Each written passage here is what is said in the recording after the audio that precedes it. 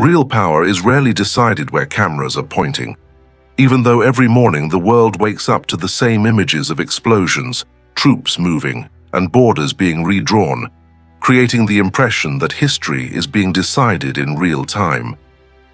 We are taught to believe that wars are the moments that define the future, but if wars truly decided global power, the most powerful nations on Earth would be the ones fighting the most, and they never are. While attention remains locked on conflict, something far quieter is happening underneath, without explosions, speeches, or visible victories, as systems shift slowly and permanently in ways that do not fit into headlines. And by the time people realize what actually mattered, the outcome is already locked in. If this kind of analysis helps you see global events differently, more videos like this are coming. Please subscribe now. The distraction. Wars dominate attention because they are visible, dramatic, and easy to follow. They create clear narratives with advances and retreats, victories and defeats, and maps that appear to change in real time, giving the impression that history itself is being decided on the battlefield. This instinctive focus feels logical, but when we examine how global power has actually shifted over the last century, a different pattern appears. The conflicts remembered as decisive turning points rarely explain why one group of countries dominated the decades that followed. More often, they simply revealed outcomes that were already structurally determined. The First World War is often described as the moment European empires collapsed, yet by 1914, the foundations of that collapse were already visible. Industrial growth across much of Europe had slowed, access to energy and raw materials was tightening, and demographic momentum was weakening relative to emerging powers.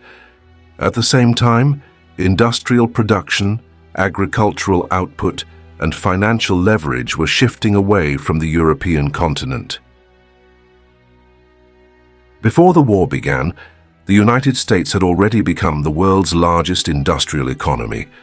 Its steel production exceeded that of Britain and Germany combined, and its agricultural surplus was large enough to supply entire regions beyond its own borders. The war did not suddenly make Europe weak. It forced European powers to consume resources, accumulate debt, and destroy infrastructure at a pace they could not sustain.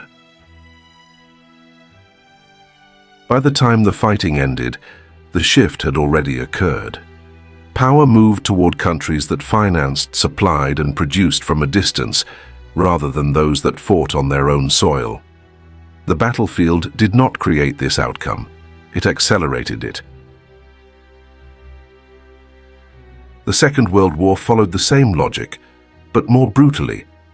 Germany did not lose because it lacked military skill.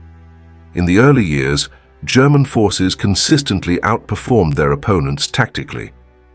The problem was structural. Europe itself had become the battlefield, turning factories, railways, power plants, and cities into direct targets. Every bombing campaign destroyed not only military assets, but the economic base required to continue fighting. At the same time, the war became an industrial contest. Germany lacked secure access to oil and critical raw materials, relied on costly synthetic substitutes, and saw its production capacity steadily degraded. The United States fought the same war from a completely different position. Its factories operated far from the front lines, its infrastructure remained intact, and its industrial output expanded throughout the conflict. France illustrates the same pattern from another angle.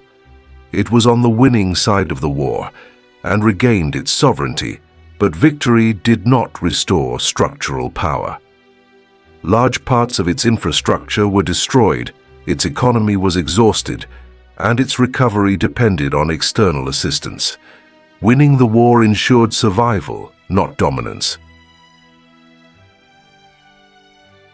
These examples matter for one reason. not because the world is about to repeat the same wars, but because the mistake made then is the same one being made now. Attention locked onto the battlefield, while the balance of power shifted elsewhere. Wars do not usually decide who dominates the next era. They reveal who was already positioned to do so. What actually defines power?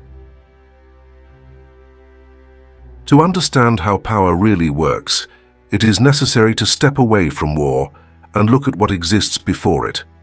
Wars consume strength. They do not create it.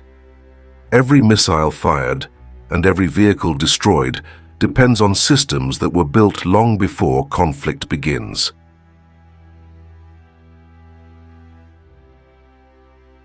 Modern power is rooted in structure. Energy systems determine whether economies function under pressure. Trade networks decide who absorbs disruption and who collapses when flows are interrupted. Industrial capacity defines how quickly losses can be replaced. Technology and standards shape long-term dependence. These systems rarely look political or military, yet they decide outcomes more reliably than battles. Control over energy is not just about resources underground, but about extraction, refining, transport, and long-term contracts. Control over trade is not about volume alone, but about routes, insurance, and logistics. Technology creates leverage not through weapons, but through dependence on platforms, chips, and infrastructure designed elsewhere. What matters is not dominance in a single moment, but resilience over time. Countries with diversified systems, protected infrastructure, and autonomous production can absorb shocks without exhausting their foundations. Those without them may fight effectively and still lose room to maneuver with every passing year.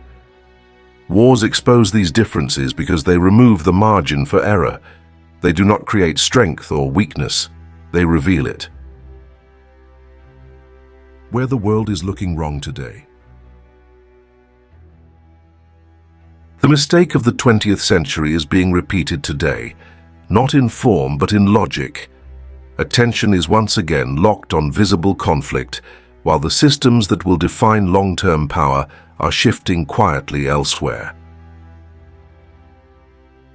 Today's conflicts dominate headlines and create the impression that the global order is being decided in real time. But the most consequential changes are happening outside the battlefield, through control over flows rather than territory.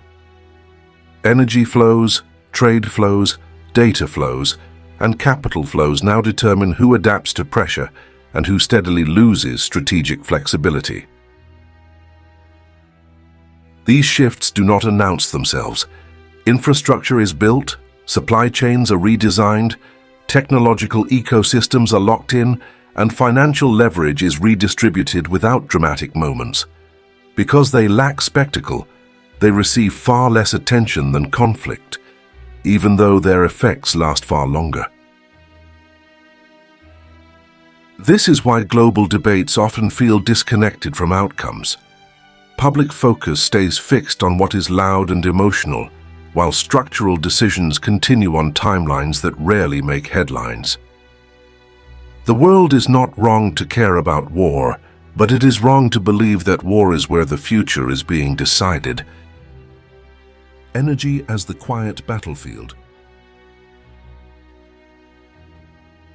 One of the clearest examples of this dynamic can be seen in how global energy systems are being reshaped today. While attention remains focused on visible confrontations, countries are quietly redefining energy production, transport, refining, and long-term supply agreements. These changes do not look dramatic, but they determine which economies remain stable during crises and which ones face rising costs and shrinking options. Pipelines, liquefied natural gas terminals, power grids, and shipping capacity are being redirected and locked in through long-term decisions that are difficult to reverse. This creates a gradual redistribution of leverage. Some countries gain flexibility, while others discover that alternatives are limited, expensive, or politically constrained. None of this requires war to take effect, yet it shapes how countries respond when conflicts occur. This is not a military contest. It is a structural one, unfolding through infrastructure and contracts rather than combat. And by the time its consequences become obvious, strategic options have already narrowed. The cost of fighting the wrong war. The danger of fighting the wrong war is not that conflict does not matter. It does. The danger is that wars consume attention, resources, and political focus, while the forces that actually decide long-term power continue to move in the background. When focus remains fixed on the battlefield, decisions prioritize what feels urgent, rather than what is durable. Military responses and short-term alliances multiply, while deeper investments in resilience, industry, and autonomy lag behind. Over time, this misalignment weakens the foundations of power without ever looking like defeat. History shows that the most consequential shifts rarely arrive with clear announcements. They emerge gradually, through infrastructure choices, supply chains, energy dependencies, financial arrangements, and technological standards that appear technical at the time. Fighting the wrong war does not mean choosing the wrong enemy. It means preparing for the wrong kind of contest. It means investing heavily in what can be seen, while neglecting what sustains power once the crisis passes.